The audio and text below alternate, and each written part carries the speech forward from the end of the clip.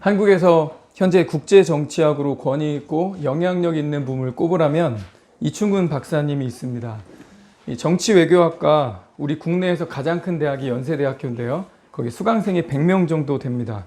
그런데 이 이충근 박사님이 강의를 하시면 조회수가 한 15만 회 정도 됩니다.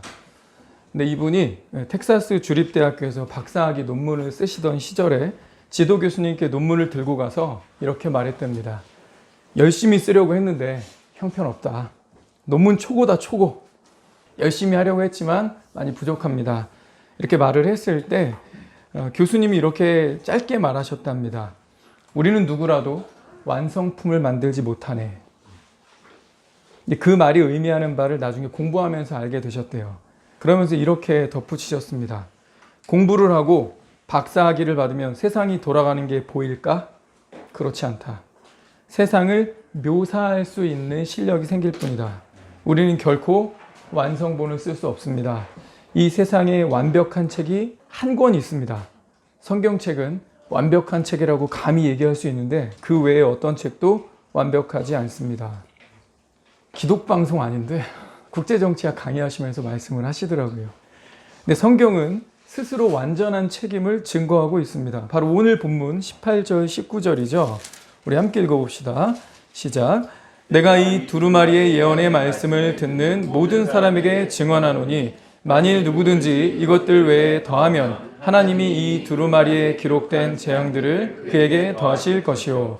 만일 누구든지 이 두루마리 예언의 말씀에서 제하여 버리면 하나님이 이 두루마리에 기록된 생명나무와 및 거룩한 성의 참여함을 제하여 버리시리라.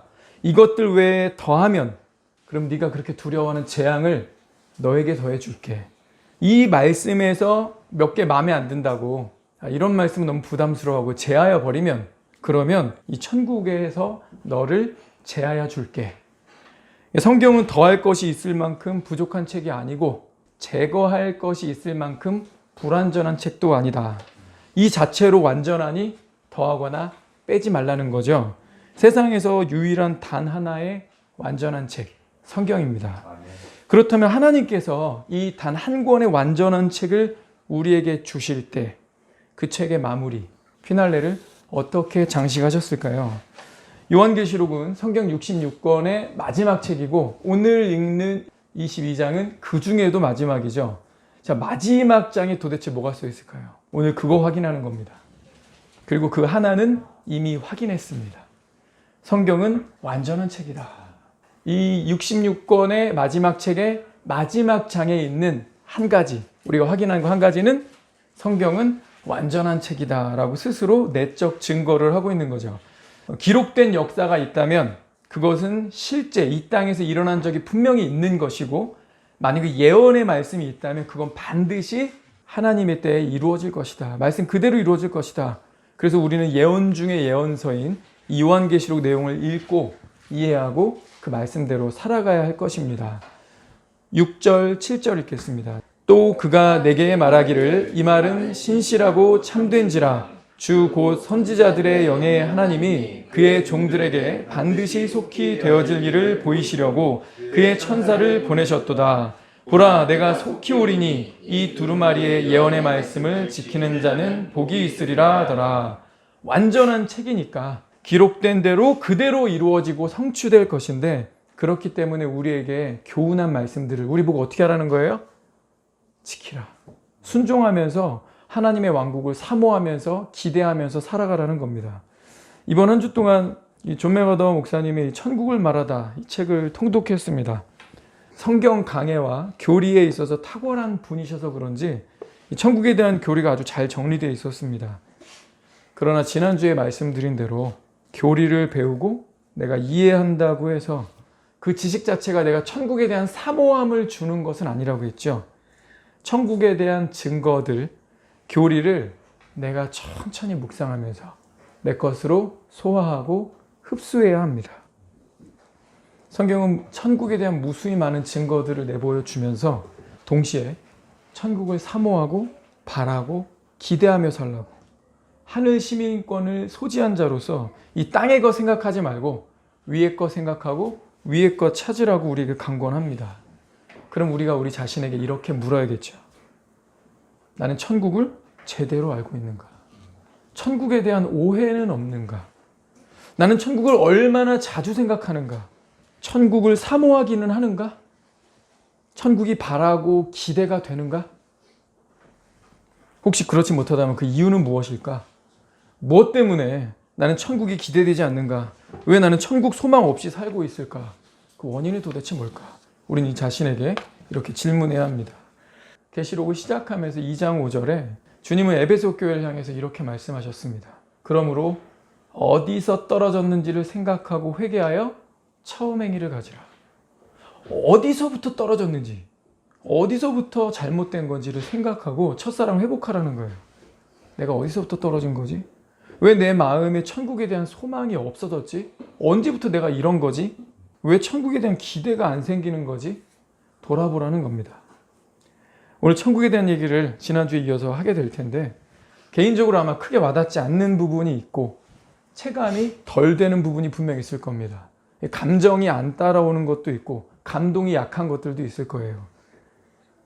우리말이 백문이 불여일견이라고 했는데 아직 천국을 직접 체험한 사람이 한 사람도 없죠. 게다가 평소에 천국을 깊이 묵상해 본 적이 없기 때문일 수도 있습니다. 그럼 오늘 우리는 이 말씀 하나를 강력하게 붙들고 문자 그대로 믿고 믿음으로 말씀을 받기를 바랍니다. 고린도전서 2장 9절 10절입니다. 기록된 바 하나님이 자기를 사랑하는 자들을 위하여 예비하신 모든 것은 눈으로 보지 못하고 귀로 듣지 못하고 사람의 마음으로 생각하지도 못하였다 함과 같으니라. 오직 하나님이 성령으로 이것을 우리에게 보이셨으니. 저와 여러분이 지금껏 살면서 본 것 중에 최고가 뭐든 직접적이진 아니지만 간접적으로 누군가에게 들어본 최고의 것이 뭐였든 마음으로 무슨 상상을 하든 천국은 그 이상이다라고 단언하고 있죠. 자신만만한 거예요. 진짜 그러하니까 하나님께서 이렇게 말씀하신 거 아니겠습니까? 내가 직접 경험한 거, 간접 경험한 거 다 끌어와서 사람의 마음으로 상상해 볼 수 있는 거 다 해봐라. 마음껏 펼쳐봐라. 천국은 그 이상이다. 오늘 우리는 이 믿음으로 천국에 대한 진리를 받아보겠습니다. 잠깐 기도합시다. 주님, 오늘도 살아있는 당신의 말씀으로 우리가 어떤 부분에서 깨어나고 어떤 부분에서 바르게 이해해야 되는지 잘못 가지고 있었던 편견이나 오해가 있었다면 깨뜨려 주시고 우리가 이 말씀 앞에 진리 앞에 우리 마음이 넙죽 엎드려져서 있는 그대로 우리가 믿음으로 아멘하며 내 것으로 취할 수 있는 그런 복된 시간이 되기를 소원하며 예수님 이름으로 기도합니다. 아멘. 요즘 어떤 교인들은 세상이 주는 즐거움을 모두 누리기 전에는 천국 가고 싶지 않다라고 말합니다.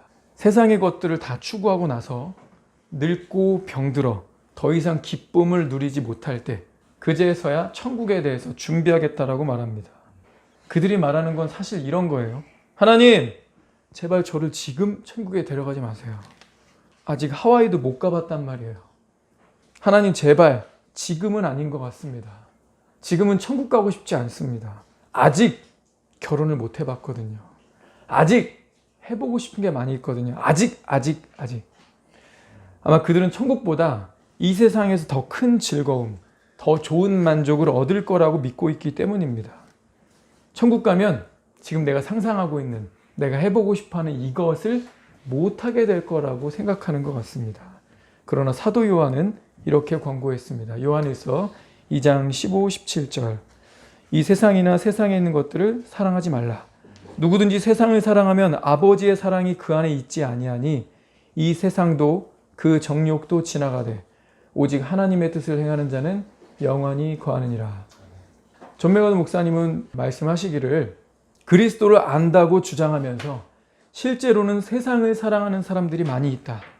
이런 사람들은 솔직히 자신이 과연 천국의 시민인지를 의심해 봐야 할 것이다. 옛 복음성가에 보면 모두가 천국에 관해 말만 늘어놓을 뿐 그곳에 가려하지 않네 라는 가사가 있다. 세속적이라는 말은 땅의 것을 사랑하고 물질적인 가치를 좋아하며 세상의 일들에 관심을 기울이는 태도를 말하는데 성경은 그런 태도를 죄로 규정한다.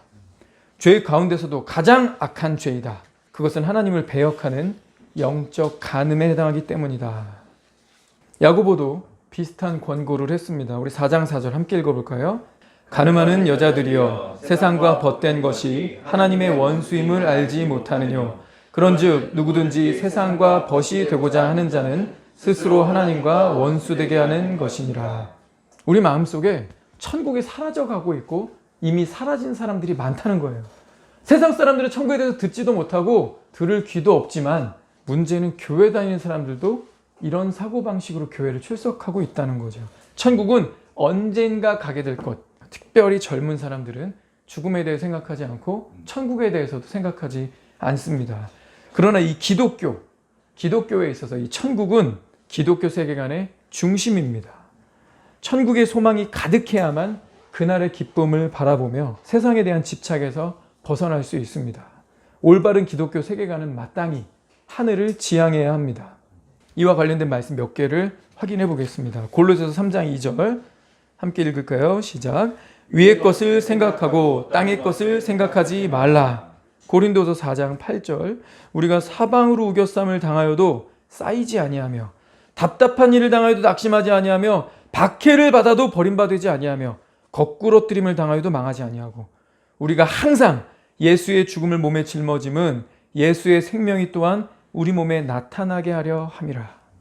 바울은 이 땅에서 모진 박해를 당하면서도 끝까지 천국을 바라봤습니다. 그러면서 계속 이렇게 말하죠. 그러므로 우리가 낙심하지 아니하노니 우리의 겉사람은 낡아지나 늙어가지만 속사람은 날로 새로워지도다. 우리가 잠시 받는 환난에 경한 것이 지극히 크고 영원한 영광에 중한 것을 우리에게 이루게 하려 함이니. 로마 교회에다가도 이렇게 편지합니다. 생각하건대 현재의 고난은 장차 우리에게 나타날 영광과 비교할 수 없도다. 베드로도 바울이랑 똑같이 말합니다. 곳곳에 흩어져서 박해당하고 있는 신자들에게 천국의 영광을 위해서 세상에 받는 고난을 슬퍼하지 마라. 세상으로부터 받는 고난을 이상하게 여기지 말고 오히려 기뻐하라고 말했습니다. 고린도서 4장 18절부터 5장 1, 2절까지 우리 이건 한 목소리를 읽어보겠습니다. 우리가 주목하는 것은 보이는 것이 아니요 보이지 않는 것이니 보이는 것은 잠깐이요 보이지 않는 것은 영원함이라. 만일 땅에 있는 우리의 장막집이 무너지면 하나님께서 지으신 집 곧 손으로 지은 것이 아니요 하늘에 있는 영원한 집이 우리에게 있는 줄을 아느니라. 참으로 우리가 여기 있어 탄식하며 하늘로부터 오는 우리 처소로 덧입기를 간절히 사모하노라. 바울은 진심으로 하나님 나라를 간절히 사모했습니다. 천국의 삶이 무한히 지루할 거라고 생각하는 교인들이 있습니다. 어떤 사람은 고리타분한 신자들하고 함께 천국 가느니 차라리 내 친구들하고 지옥을 가겠다라고까지 말을 했습니다. 왜 그럴까요? 아마 그 원인은 인간의 이 부패한 생각 때문일 겁니다. 이 죄인들은 완전하고 의로운 상태보다는 적당히 죄가 있는 것이 더 재밌다고 생각합니다. 우리 잠언 9장 17절인데 함께 읽어볼까요? 시작. 도둑질한 물이 달고 몰래 먹는 떡이 맛이 있다 하는도다. 남의 떡이 커 보이죠. 남의 물건이 좋아 보이고 남의 배우자가 가끔씩 더 예뻐 보이고 탐스러워 보일 때가 있습니다.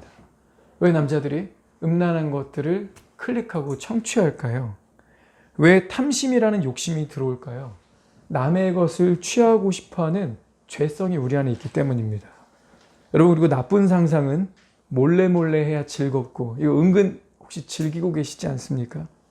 죄인들로서는 죄가 없으면서 영원한 기쁨이 있는 상태를 생각하기가 어렵습니다. 하지만 천국은 영원한 기쁨이 있는 곳이라고 말했습니다. 시편 16편 11절. 주의 앞에는 기쁨이 충만하고 주의 우편에는 영원한 즐거움이 있나이다. 기쁨이 충만하고 주님의 우편에는 즐거움인데 영원한 즐거움이 있다. 자, 주님의 앞에는 기쁨이 full, 가득 찼어. 가득 찼기 때문에 거기에 슬픔이나 저주나 죄나 수치심 같은 게 들어올 자리가 없어. 꽉 차 있기 때문에 다른 걸 끼워 넣을 수가 없다는 거예요. 가득 차서 다른 것이 들어올 수 없다. 근데 그것이 영원한 기간 동안 지속된다. 자, 그러면 우리 조금 더 우리 구체적으로 천국은 어떤 곳일까 살펴봅시다. 천국은 어떤 곳인가? 첫째, 우리의 육과 영혼이 완전해지는 곳이다. 요한일서 3장 2절 우리 형제님들 읽겠습니다. 시작. 사랑하는 자들아, 우리가 이제는 하나님의 자녀라. 장래에 어떻게 될 것은 아직 나타나지 아니하였으나 그가 나타내심이 되면 우리가 그와 같을 줄을 아는 것은 그에 계신 그대로 볼 것을 인함이니. 우리는 우리 스스로의 불완전함을 숨기려고 합니다. 우리는 죄에 사로잡혀서 무기력한 삶을 살아갈 때가 많습니다. 우린 일생 동안 이 후회와 탄식을 중단하지 못할 겁니다. 우리 안에 잔존해 있는 예수를 믿지만 여전히 우리 안에 있는 이 육신의 죄성, 부패한 생각과 이 습관 때문입니다. 그러나 우리가 천국에 이르게 되면 우리의 부패한 본성은 흔적도 없이 사라질 겁니다. 우리의 영혼과 육체가 아무 흠도 없는 완전한 상태가 될 것입니다. 우리 성도는 영화를 통해 인간의 몸을 입으신 예수님과 같이 될 것입니다. 자, 이 육과 영혼이 완전해진다. 이것이 무엇과 바로 연결되냐면 두 번째입니다. 천국에는 죄책감이 없다. 천국에는 죄책감이 없다. 마귀와 짐승이 잡혔기 때문에 이제 이 지상에는 어떤 유혹도 존재하지 않습니다. 하나님의 뜻을 거역하는 어떤 일도 우리가 행하지 않을 것입니다. 싸움이나 다툼도 존재하지 않고요. 심지어 기도, 금식, 회개, 죄의 고백 이런 거 다 중단될 겁니다. 왜냐하면 더 이상 그럴 필요가 없기 때문이죠. 우리를 슬프게 만드는 것들이 없기 때문에 눈물을 흘릴 일도 없습니다. 저와 여러분은 종종 나의 불완전한 상태 때문에, 불완전한 능력 때문에 수치심을 느끼지 않습니까? 감추고 싶은 게 있습니다. 잘 못하는 거 있죠? 잘 안 되는 거 있어요. 자기의 부족한 부분 때문에 그렇습니다. 나는 키가 작다. 나는 살이 많이 쪘다. 나는 공부를 못한다. 성적이 낮다. 운동을 못한다. 능력이 없다. 말을 잘 못한다. 유머가 없다. 재능이 없다. 이런저런 이유를 들여서 가리려고 하는 것들이 있습니다.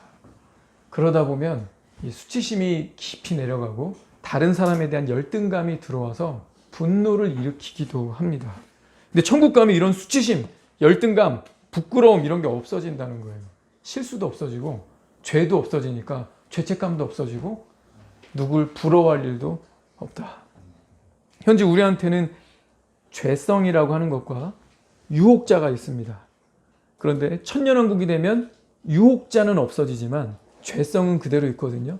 그래서 천년왕국 끝날 때 사탄이 무저갱에서 풀려나가지고 이 지상에 있는 사람들 다시 유혹한다 그랬죠. 그래서 곡과 마곡으로 사람들 모아서 예수 그리스도를 대적하게 한다고 했어요. 자, 근데 이제 예수께서 이 대적한 사람들을 모두 없애시고 하늘로부터 새 예루살렘이 내려와서 우리가 가게 될 영원한 곳 그 천국에서는 이 죄성도 없어집니다. 이게 무슨 말이에요? 내가 하는 것, 내가 생각하는 것, 내가 말하는 것, 내가 행동하는 것 그 자체가 선이 된다는 거죠.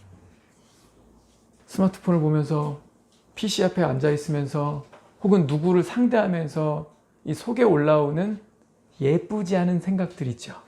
그죠?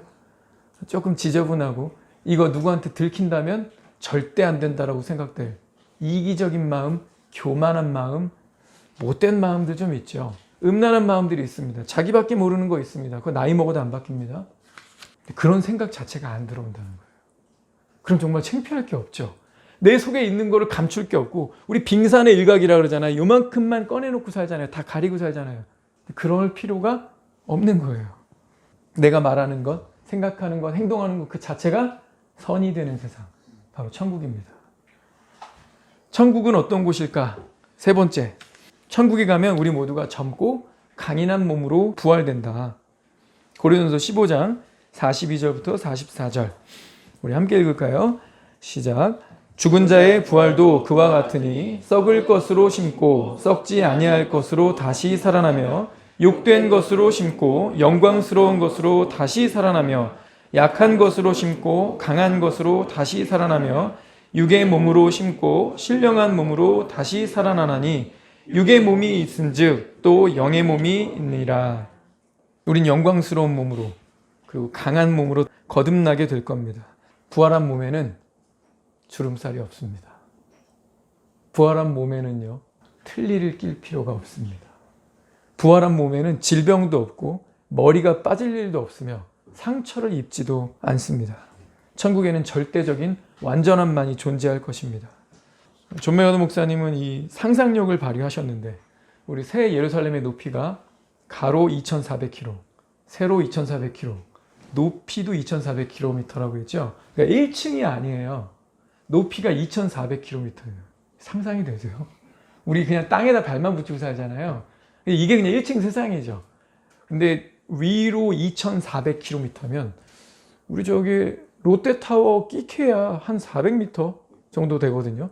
근데 2,400m가 아니라 2,400km면 이거 몇 층이야? 근데 우리가 천국 갔는데 우리가 날지도 못하고 막 엘리베이터 막 기다리나 막 대기 버튼 누르고 언제 내려? 2,400층 올라가 보고 싶은데 이상하죠? 무슨 상상할 수 있을까요? 기다리지 않아도 돼요. 우리가 천사와 같으니라 우리 날 수 있다는 거죠. 2,400km 위에까지 단숨에 올라갈 수 있고 엘리베이터 같은 거 필요 없다는 겁니다. 젊고 강인한 몸, 날개를 가진 몸, 얼마나 좋을까요? 자, 우리 넷째는요, 이거 아주 중요합니다. 결코 지루함이 없다. 여러분, 구약 개념에서 이름은 그 사람의 인격이고 그 사람의 미래라고 했습니다. 하나님과 사람의 차이점을 한번 생각해 봅시다. 우리 이름을 놓고요. 이 사람은 자기 자식의 이름을 지으면서 염원, 바램을 담습니다. 그렇게 살았으면 좋겠다. 비슷하게라도 그렇게 살아간다면 참 좋겠다. 이게 우리 사람의 수준이죠. 자식 이름을 사무엘로 지었어요? 그럼 무슨 말이에요? 부모님이 사무엘이 말하는 것을 하나님이 하나도 땅에 떨어지지 않게 하셨더라. 와우. 사무엘과 하나님이 혼연일체가 된 삶, 하나님과 함께 걸어가는 삶, 그래서 하나님이 그의 삶을 완전히 보장해 주시는 삶. 네가 그런 사무엘처럼 살기를 바란다. 자식 이름을 엘리야라고 지었어요? 능력의 사람 되기를 바라는 거겠죠. 김용희 선교사님이라고 혹시 아세요? 그분 애들 이름이 있는데 첫째가 충성이에요. 걔는 삶에 불순종을 하면 안 돼요. 충성아라고 했는데 뭐하니 지금 아빠 말씀 안 듣고? 충성아? 네 이름을 생각하렴 충성아? 말씀에 무조건 순종하라는 뜻으로 그렇게 지으셨대요. 간증하시더라고요. 근데 막내 이름이 뭘까요? 막내 이름이 선교입니다. 얘는 운명이 선교예요. 태어날 때부터. 그냥 나가야 돼요. 외국으로. 국내에서 살 수가 없어요. 근데 우리는 이름을 그렇게 짓지만 이름처럼 살지 못하는 경우가 허다하지 않습니까? 온유하렴. 그래서 애 이름을 온유라고 지었어요. 근데 그 애가 버럭할 때 있죠. 그죠? 이름은 찬송이에요. 이름은 찬송인데 가요를 더 좋아한대요. 이름은 충성인데 불순종을 밥 먹듯 합니다. 그래서 우리는 이렇게 생각을 하게 돼요. 어떤 사람이 이름을 들을 때 부모님이 그런 뜻으로 이름을 지으셨구나. 이 사람이 그렇게 살기를 바라셨던 거구나 라고 생각하지만 그렇지 못한 그 사람을 보면서 실망하기도 합니다. 이게 우리의 한계예요. 그러니까 인간은 가능성을 생각하면서 바램을 이름에 담을 뿐 이 가능성대로 살지는 못합니다. 근데요, 하나님은요, 이름을 막 짓지 않으세요. 하나님은 이름을 지으시면 그 존재 그 자체고 본질일 때 그렇게 부르십니다. 창세기 17장에 하나님이 엘샤다이, 나는 전능한 하나님이라고 부르셨어요. 그럼 그분은 찔끔찔끔 부분적으로 능력 있는 분이 아니라 온전히 모든 면에서 완전하신 하나님이신 거죠. 여호와 이래, 그러면 그분은 내 인생에서 철저하게 준비하고 계신 겁니다. 내 직업을 준비하고 계시고 나는 불안해하지만, 내 결혼을 준비하고 계시고 나는 답답하지만 내 미래를 준비하고 계신 거예요. 그런데 이사야 9장에 오늘 우리가 상고해 보려고 하는 중요한 이름이 하나 나옵니다. 이사야 9장 6절 우리 함께 읽겠습니다.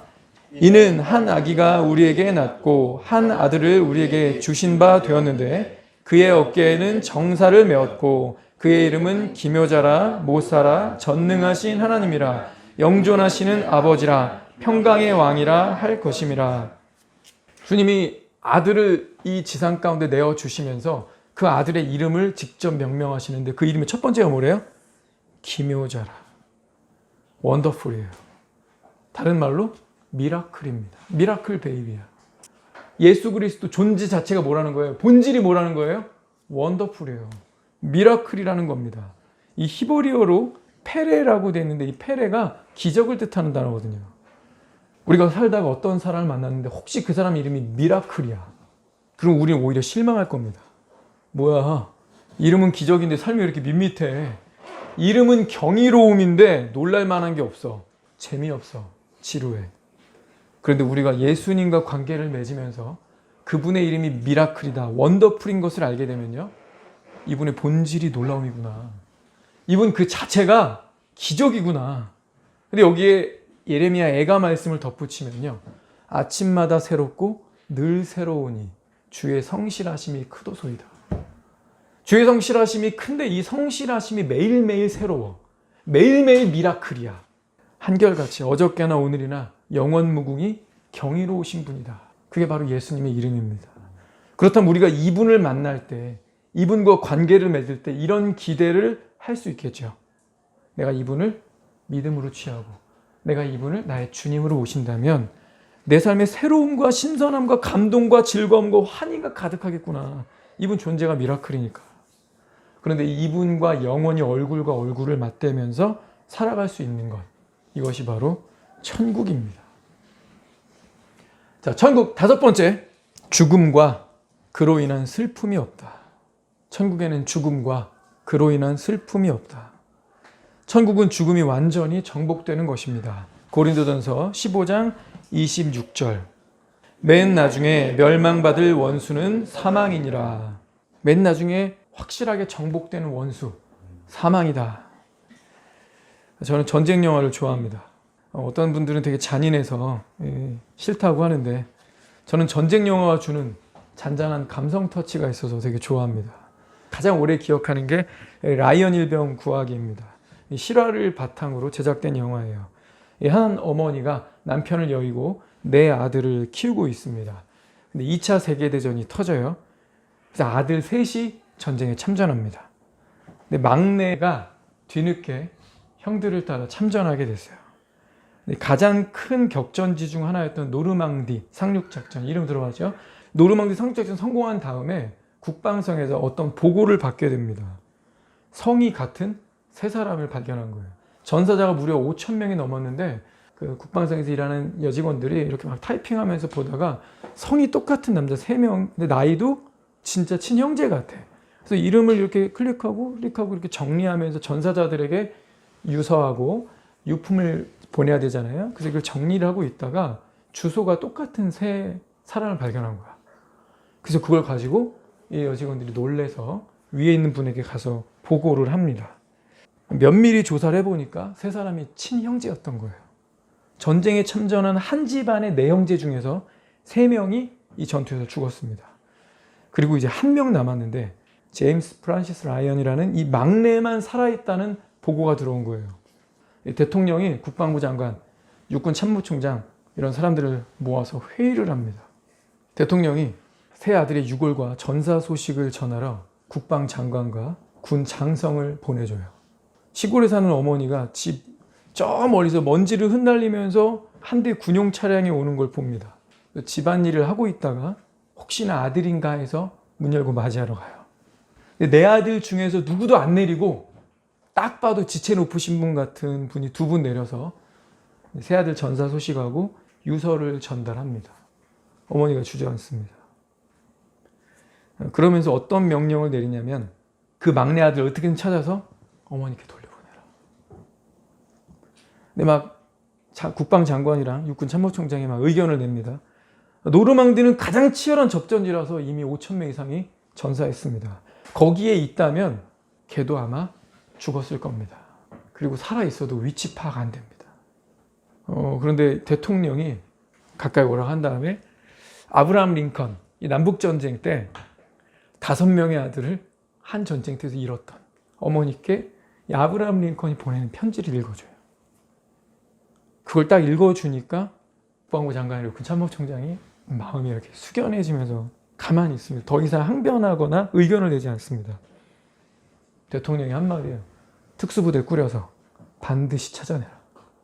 막내 아들의 전사 소식까지 그 어머니께 전할 수는 없다.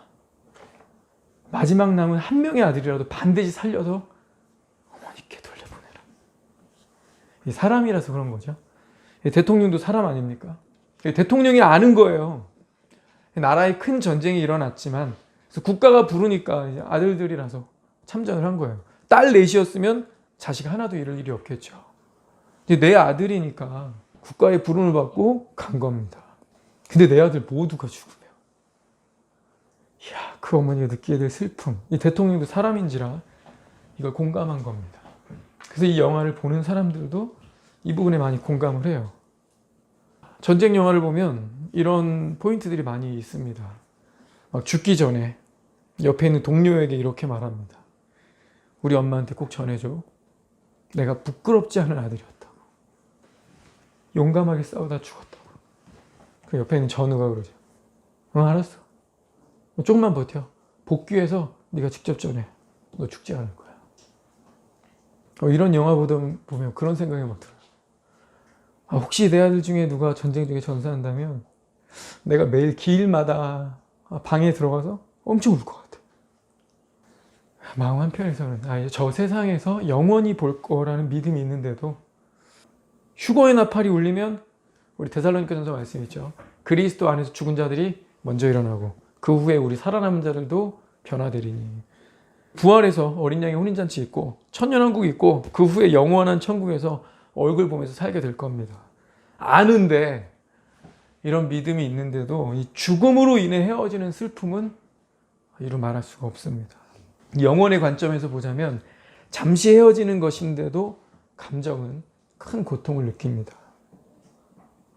이 영화로도 만들어졌는데 엔드 오브 스피어, 창끝이라는 영화에 짐 엘리엇 그리고 에드라는 주인공이 나오죠. 그리고 함께 가는 세 동료. 그래서 총 5명의 선교사, 젊은 인재들이 에콰도르에 갑니다. 근데 가서 원주민들의 창에 찔려서 비명사하게 되죠. 이들 5명은요, 캠브리지 대학의 수석 졸업생이고요.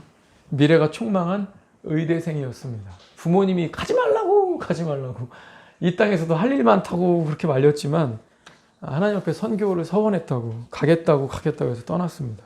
근데 거기 선교하다가 창 맞아서 죽었어요. 부모가 어떤 마음이었을까요? 내 아들 한 번 사는 인생 멋지게 숨겨있네. 천국 가면 볼 텐데. 그리고 어차피 선교지 떠나가지고 1년에 한 번도 못 보는데 간혹 가다 몇 년에 얼굴 한 번씩 보고 사는데 별 차이 없다. 곧 올라가서 볼 거다. 이럴 수 있을까요? 내가 못 보더라도 이 지구 위에 어딘가 살아있어야지. 이게 부모와 자식을 이어주는 끈 아닙니까? 그죠? 근데 이런 죽음이 없다는 거죠.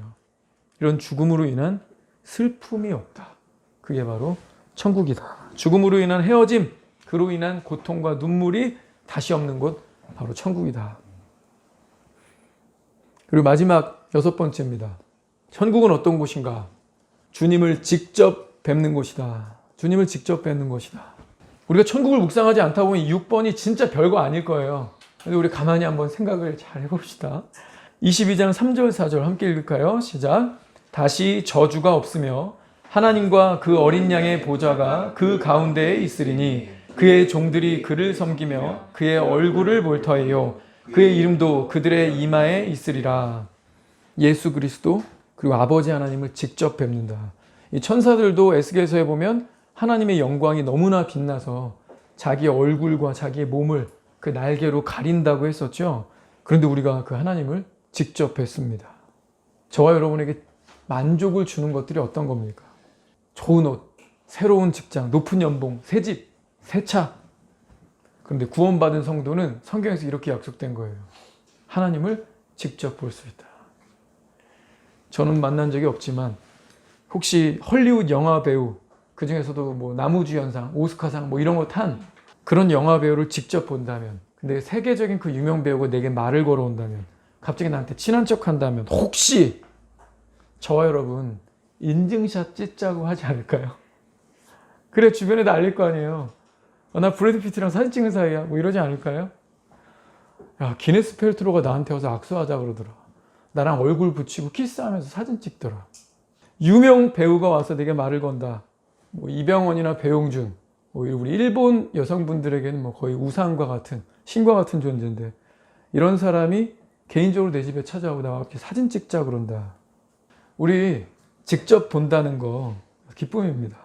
우리 다윗은 순수하게 이렇게 고백했습니다. 시편 17편 15절 나는 의로운 중에 주의 얼굴을 배우리니 깰 때에 주의 형상으로 만족하리이다. 만족하리이다.